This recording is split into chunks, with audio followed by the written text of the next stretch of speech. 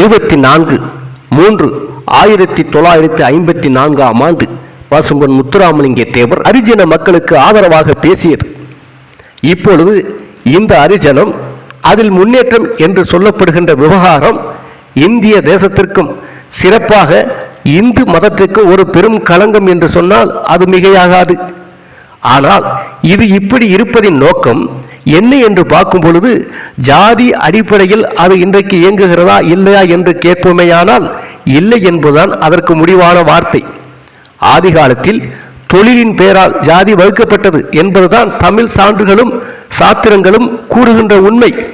அதற்கு உதாரணம், ஆண்களை அழைக்கின்ற காலத்தில் ஒரே பெயர் பலருக்கு இருக்கின்றது என்பதன் காரணமாக ஒரே பெயரை உடைய பலரை கூப்பிடும் பொழுது இன்ன தேவர், இன்ன செட்டியார், இன்ன ஐயர் என பெயர் வைத்த தமிழ் பெரியோர்கள் பெண்களை அழைக்கும் போது அந்த பெயரின் கடைசியில் வாள் வைத்து கூப்பிடாமல், அதாவது இந்த பிராமணத்தி, இந்த செட்டிச்சி என்று கூப்பிடாமல் எல்லா பெண்களையும் இந்த அம்மாள், அந்த அம்மாள் என்று கூப்பிடுவதுதான் பழக்கமாக இருந்து வருகிறது.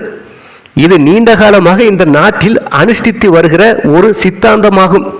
அப்படி இருக்கும் பொழுது ஆண்களுக்கு மாத்திரம் தொழிலின் பெயரை பின்னால் வைத்து அழைத்தது ஒரே பெயரை உடைய பல நபர்கள் தொழிலின் பெயரால் வித்தியாசப்படும் பொருட்டு செய்த சகாயமாகும்.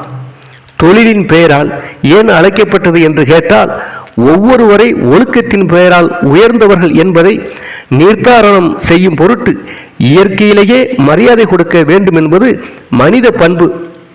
உதாரணமாக சட்டத்தை எடுத்துக்கொள்வோம். நீதியை நிலைநிறுத்துவதற்காக சட்டங்கள் ஆதி காலத்தில் உற்பத்தி பண்ணப்பட்டன. இன்று நீதியானது சட்டத்துக்காக கைகழுவு விடப்படுகிறது. எதை எல்லோரும் அனுபவிக்கிறோம்? பெரும்பாலோர் என்ன நினைத்தோம்? சட்டங்கள் இருப்பதால் நீதி நிலைக்கும் என்று கண்டோம். இன்றைக்கு அநேக கேசுகள் கோர்ட்டுக்கு வரும்போது பெரிய வக்கீல்கள் வாதாடியும் கூட நீங்கள் சொல்வது பொருத்தமாய் இருந்தாலும் கூட சட்டம் இடம் கொடுக்கவில்லை என்று நீதிபதிகள் கூறுவதை காண்கின்றோம். நீதியை கொலை பண்ணுகிற அளவுக்கு சட்ட உதவி செய்துவிட்டது என்பதை படித்தவர்களாகிய நீங்கள் உணர்வீர்கள். உணராமல் இருக்க முடியாது. சட்டத்துக்கு என்று ஆக்கப்பட்ட நீதியையும் கொலை செய்கிற அளவில் சட்டத்திற்கு அடிமையானது போல் இந்த பழக்கமானது மக்களை சின்னாபின்னப்படுத்திவிட்டது. இது பரிதாப வளர்ச்சி, பிற்போக்கான வளர்ச்சியும் கூட. அதேபோல் சகோதரர்களாக வாழ்ந்த சமுதாயத்தார் தொழிலின் காரணமாக வகுக்கப்பட்டவர்களின் தீண்டாமை என்கிற இழிவான நிலைமைக்கு ஆளாகிவிட்டார்கள். அப்படி அடைந்த காலத்திலும் இதற்கு அடிப்படையான அரிசனங்கள் ஏழைகளாக இருக்கிறார்கள்.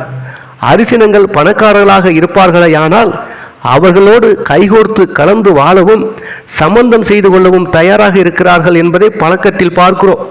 இது யாரும் பேசும் கற்பனை அல்ல. பணம் இல்லாத போது ஏழைகளை யாரும் சீண்டுவது கிடையாது. இது நாம் பார்க்கின்ற உண்மை.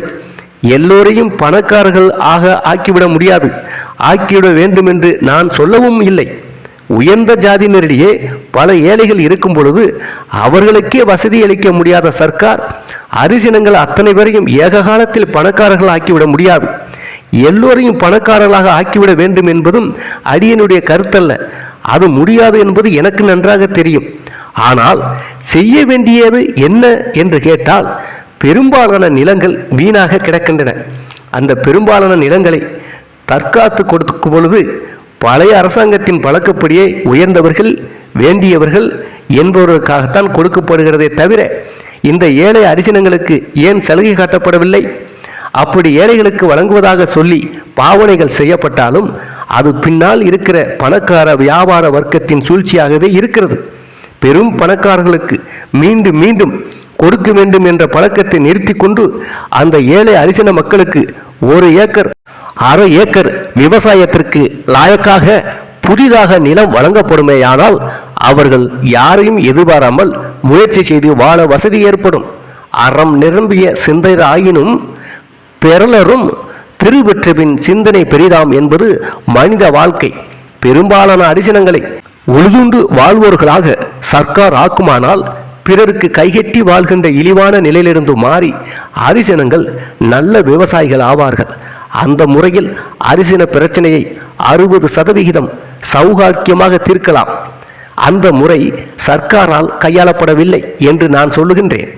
இனிமேலாவது சர்க்கார் அப்படி செய்ய முடியும் என்கிற எண்ணம் எனக்கு துளி கூட இல்லை.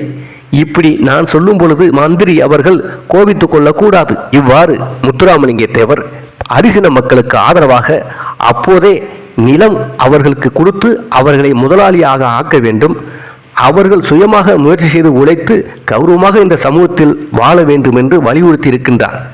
மந்திரி என்று கோபித்துக் கொள்ளக்கூடாது என்று குறிப்பிட்டு சொன்னது கற்கன் அவர்களே. அப்போது கற்கன் தான் ஹரிஜன மக்களுடைய மந்திரியாக, அந்த சமூகத்தின் மந்திரியாக இருந்தார். அதனால்தான் அந்த சமூக மந்திரி கூட அந்த ஹரிஜன மக்களுக்கு எதுவும் செய்யவில்லை என்பதைத்தான் முத்துராமலிங்க தேவர் மந்திரி கோபித்துக் கொள்ளக்கூடாது என்று குத்தி காட்டி பேசியிருக்கிறார். இவ்வாறு ஹரிஜன மக்களுக்காகவும் அரும்பாடுபட்டவர் தேவர் அவர்கள். இதுபோன்ற முக்குளத்தோர் தேவர் சமூகத்தின் வரலாறுகளை தொடர்ந்து பதிவிட்டு வருகிறோம். ஆதரவு தெரிவிக்கும் விதமாக சேனலை சப்ஸ்கிரைப் செய்து கொள்ளுங்கள்.